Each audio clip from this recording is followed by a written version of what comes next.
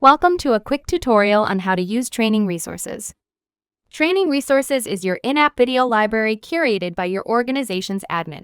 Let's get started. Tap the hamburger menu in the top right corner, then select Training Resources.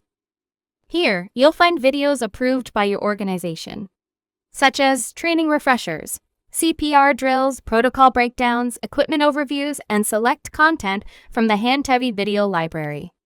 Scroll down to browse the different categories. If a category has multiple videos, tap See All to view the full list within that category. To begin watching, simply tap a video to start.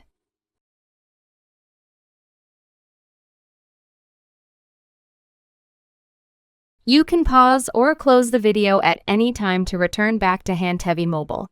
Select the star to the right of the video title to mark it as your favorite. All designated favorite videos will appear at the top of the Training Resources page for quick and easy access. For the best experience, please make sure you have a strong internet connection for smooth, uninterrupted streaming. Whether it's informative, clinical content, or a quick refresher video, Handtevy Training Resources are always just a tap away.